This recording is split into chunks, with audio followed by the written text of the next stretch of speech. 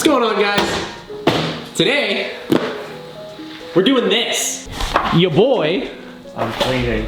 He's cleaning up his mess because it's snowing outside. Today we're doing a light switch panel, not just for lights. It's a switch panel. There's something you guys need to know about this. Okay. What is that? It's not just a switch panel. Okay. It's the whole thing. That's a big box, dude. Oh yeah. Instead of having to wire up all your light bars with harnesses, you just plug positive and negative into here and it takes care of it for you. It comes with a switch. So we got the 6 gang, 6 lights, and you can plug so you have like pod lights on the hood.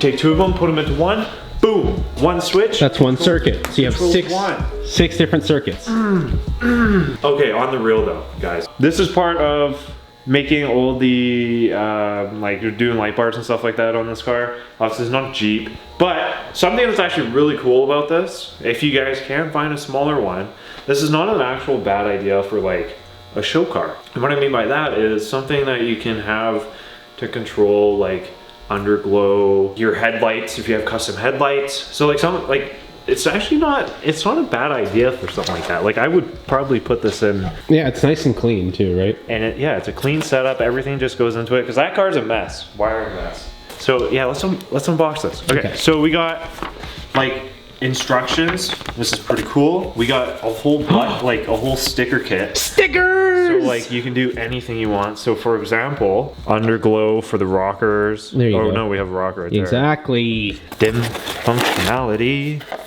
Some more wiring harness. This comes with extra fuses. Okay, I think this is really cool.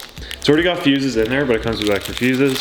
Comes with like a toolkit, mounting brackets. For your fuse box. Braided wiring harness, a lifetime supply of zip ties. Anyways, let's get into it. So, what's going on right now is we're trying to find a spot to mount this. Because it's the size of my motor. Yeah, the exhaust manifold, which is a very, very significant heat source. So it would get very hot there and potentially melt the box. So we got extension here. We will be mounting the box just on top of the fuse box right here. Jason's rigging up the bracket for the switch, which we are going to put right here. We're going to bracket up and then we're going to have the switch panel facing this way. The only downside about doing this on a car, which obviously we shouldn't be doing this on a car, is how big this box is. We're going to go ahead and whip this wire through, and it's going to come through right behind there where the hood latch release and the sub wire currently is. And as you guys can see here, this is the only thing that plugs into the switch panel. So the interior is basically done. Now we can focus on doing all the wiring in here, which we have our power cable for the entire box, and then we have ignition, and that's it. Like Jeeps and trucks and stuff like that. Oh my goodness, you guys are having a blast right now. I'm putting it inside. An hour and a half running the wire. Probably an hour. An hour and a half's a little exaggerated. Well, fighting with that thing. Well, I mean, yeah. All right, guys, we're gonna mount it and then do all the wiring. Boom. So we need to tap into a fuse that is switched by accessory. So an accessory switched fuse. Hell yeah. Hell yeah. I think it's the blower position.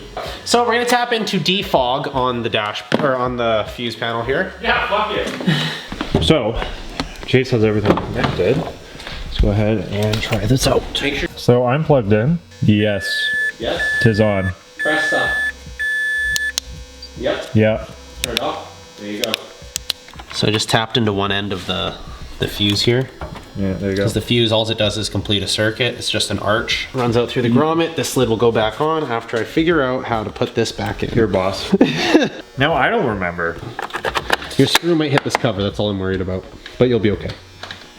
You might get electrocuted in the process, but that's okay. Okay, let's screw it down so I stop fighting this box. There he goes.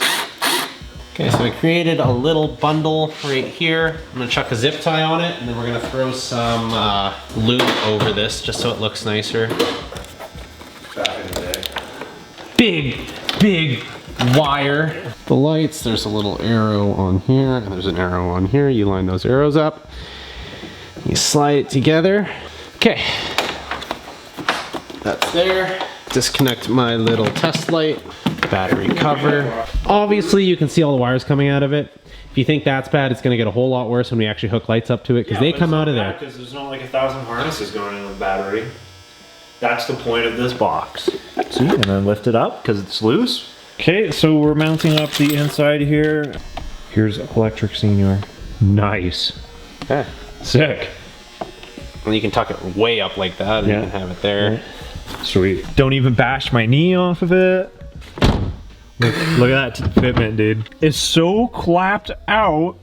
Like tweeter vents, 15-inch bubble shift knob, shit, more shit. Yeah! Oh! Okay, so we found the dimmer. There's a little sensor right here. It's a light sensor. It goes dim. Nice.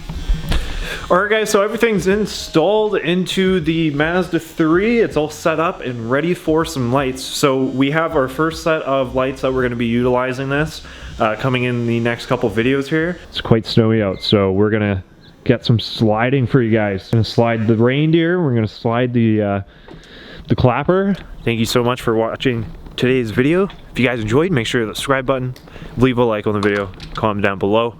Other than that, guys, I'll see y'all snow drifting. Keep it real. I'll see y'all in the next one.